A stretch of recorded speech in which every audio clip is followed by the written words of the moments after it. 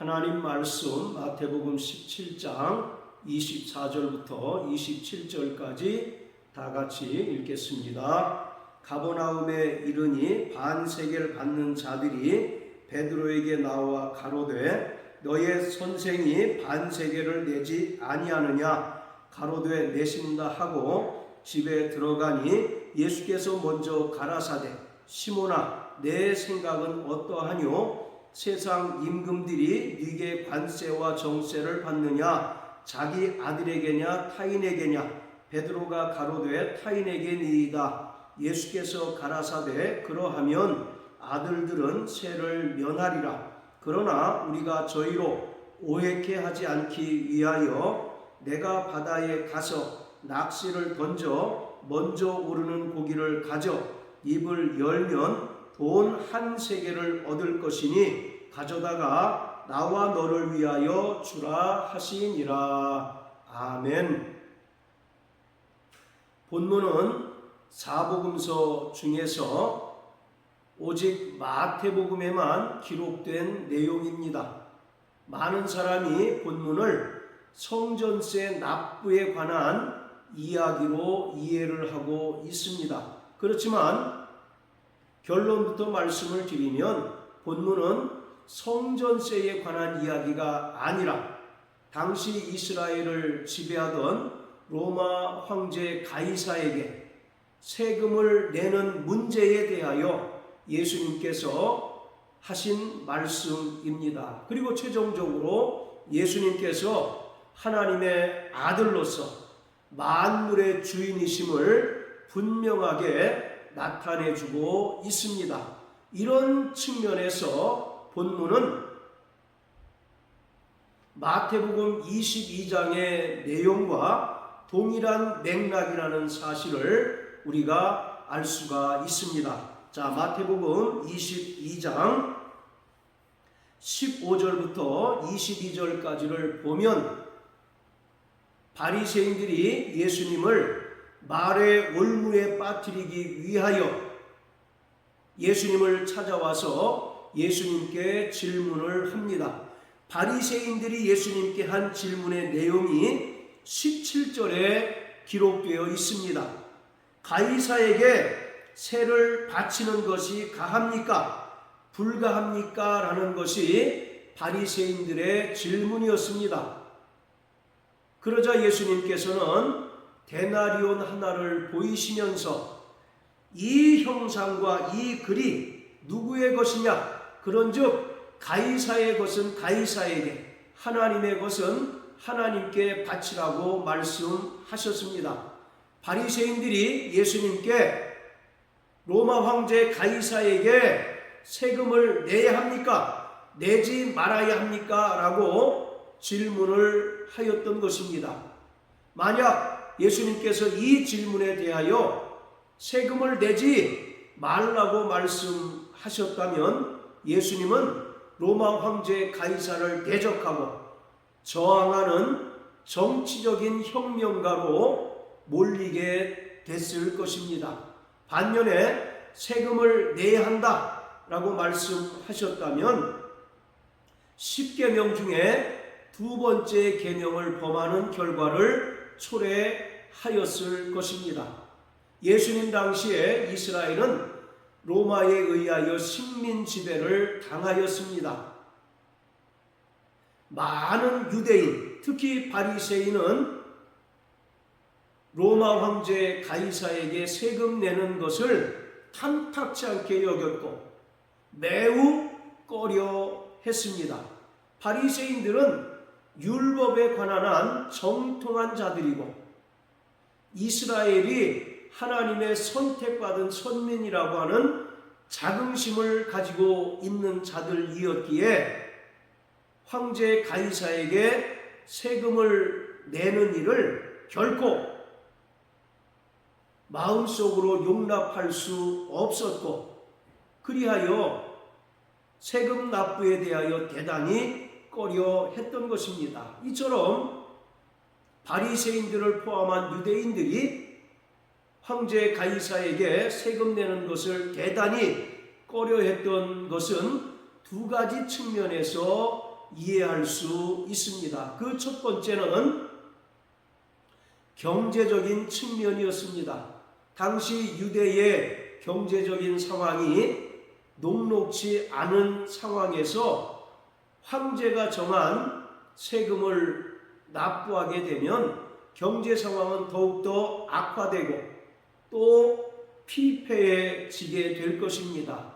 이런 문제로 인해서 유대인들은 세금 납부를 꺼려 했습니다. 그리고 두 번째, 바로 유대인의 종교적인 측면에서 그들은 세금 납부를 대단히 꺼려 했습니다. 이것이 가장 큰 문제이기도 합니다.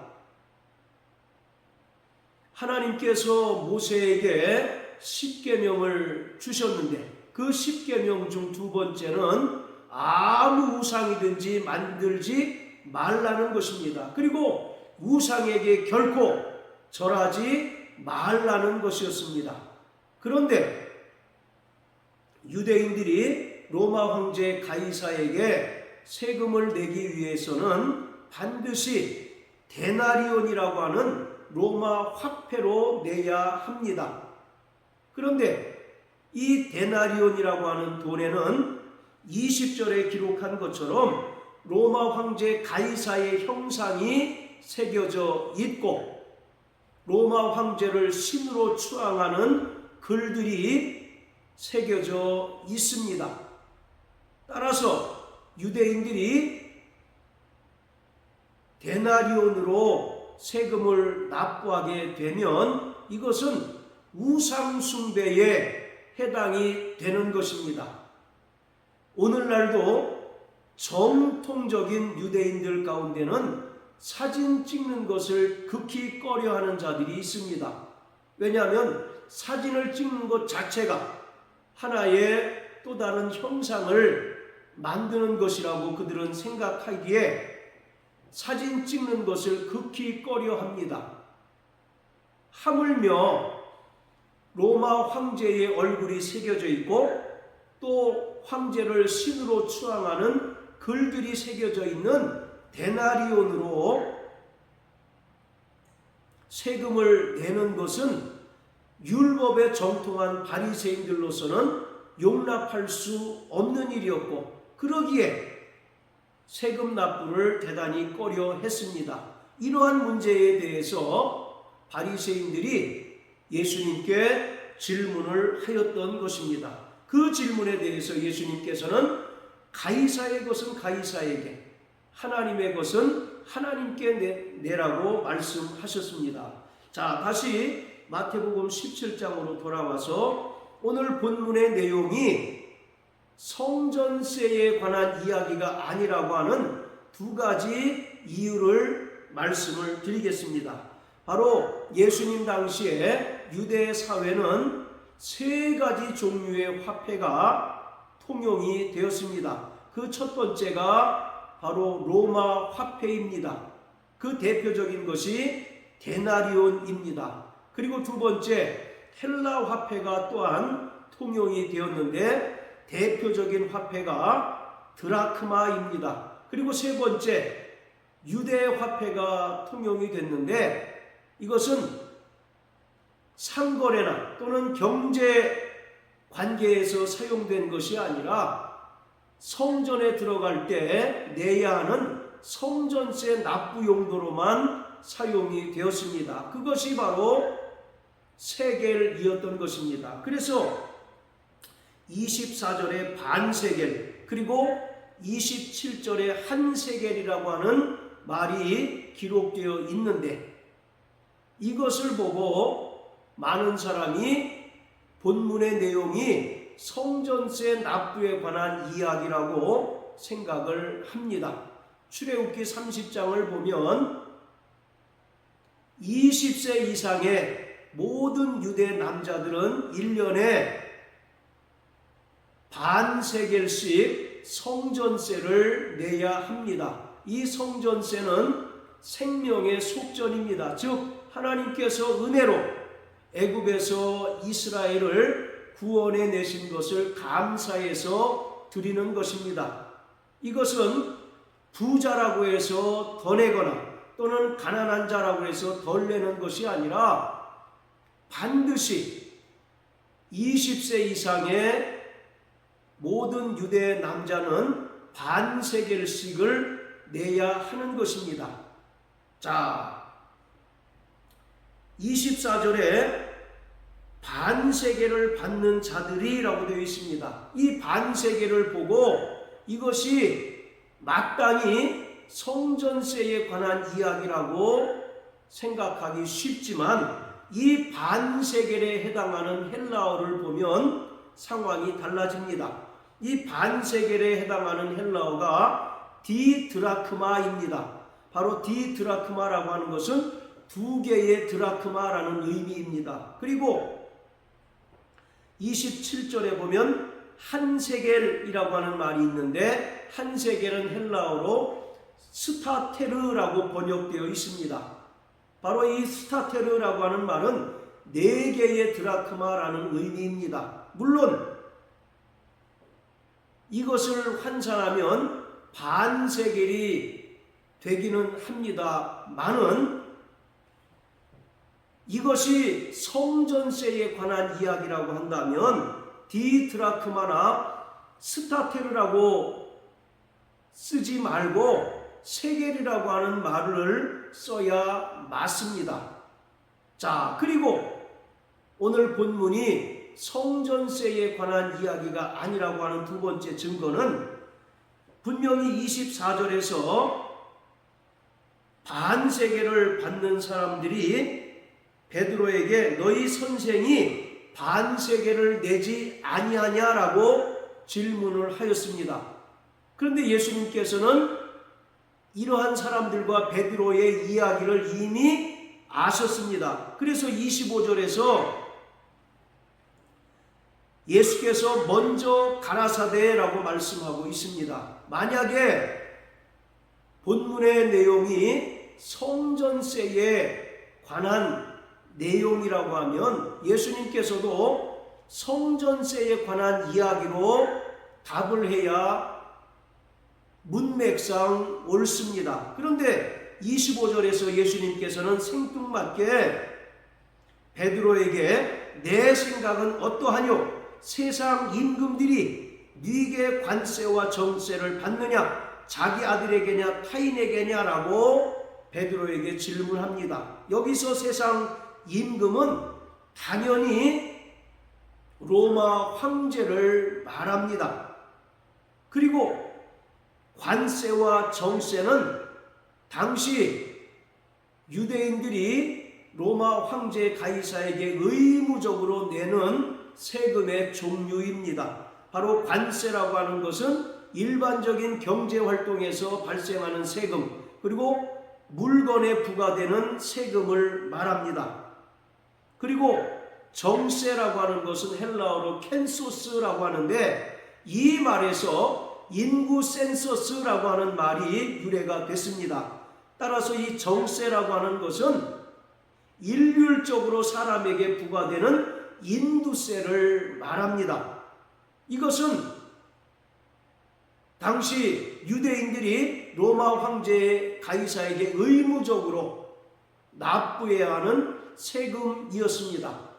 분명히 24절에서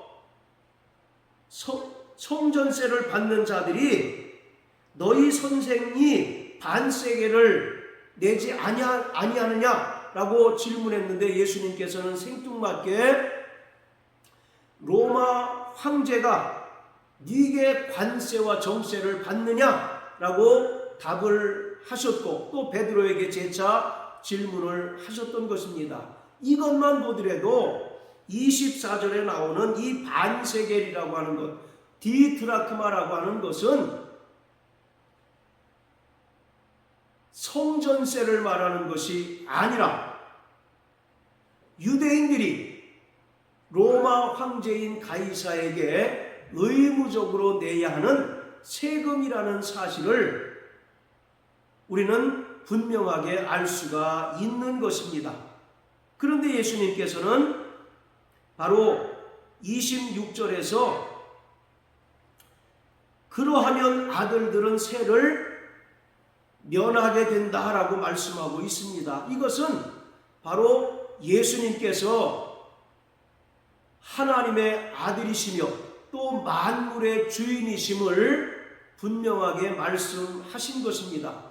세상 임금인 로마 황제가 유대인들로부터 관세와 정세 그리고 각종 세금을 받지만 예수님께서는 로마 황제 위에 있는 만물의 주인이시며 또 만유의 주제이시기 때문에 결코 세금을 내지 않아도 된다는 것을 예수님께서 말씀하셨습니다. 그런데 27절에 보면 우리가 저희로 오해케 하지 않기 위하여 라고 말합니다. 즉 예수님께서 이 땅에 계시는 동안 로마 황제에게 세금을 납부하지 않게 되면 로마 황제가 예수님을 정치적인 혁명가 또는 로마 황제를 대적하는 자로 오해하게 된다는 것입니다. 이러한 오해를 불식시키기 위하여 예수님도 가이사에게 세금을 낸다고 말씀하신 것입니다. 그런데 세금을 납부하는 방식이 대단히 특이합니다. 베드로에게 말씀하시기를 네가 바다에 가서 낚시를 던져 먼저 오르는 고기를 가져 입을 열면 돈 한 세겔을 얻을 것이니 가져다가 나와 너를 위하여 세금을 내라고 말씀하십니다. 이러한 방식으로 세금을 내는 사람은 아무도 없습니다. 이것은 바로 예수님께서 오직 만물의 주인이라는 사실을 분명하게 나타내주고 있는 것입니다. 예수님께서는 하나님의 아들로서 모든 만물의 주인이시며 모든 만물을 주관하시고 주재하는 분이시라는 사실을 이 말씀을 통해서 분명하게 알려주신 것입니다. 자, 그리고 베드로에게 낚시를 던져 먼저 오르는 고기를 가져 입을 열면이라고 말합니다. 네가 먼저 잡은 물고기의 입을 열면이라고 말하지 않고 낚시를 던져 먼저 오르는 물고기를 가져 입을 열면이라고 말합니다. 여기서 먼저 오르면이라고 하는 말은 능동형의 표현으로서 모든 만물이 하나님 아버지의 뜻대로 그리고 만유의 주제이신 예수님의 뜻대로 운행된다는 사실을 분명하게 보여주는 것입니다.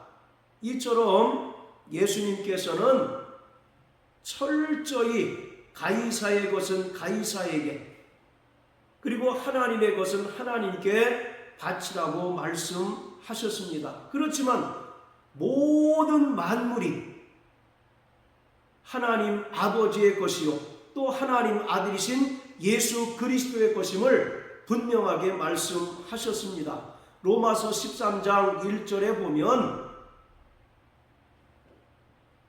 하늘로부터 오지 않은 권세가 하나도 없다라고 말씀하셨습니다. 자, 이처럼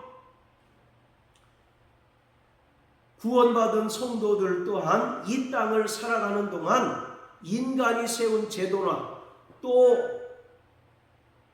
관습을 지켜야 합니다. 그렇지만 모든 만물의 주인이 하나님이시며 또 예수님께서 만유의 주제자이심을 결코 잃어버려서는 안 되는 것입니다. 그렇기 때문에 우리는 육신으로 살아가는 동안 이 땅의 제도나 또는 법을 따라야 하지만 이 땅의 제도와 또 법이 하나님의 뜻과 상충되고 충돌될 때 우리는 철저히 하나님의 뜻에 순종하며 하나님의 계명에 순종하는 천국 백성이 되어야 합니다.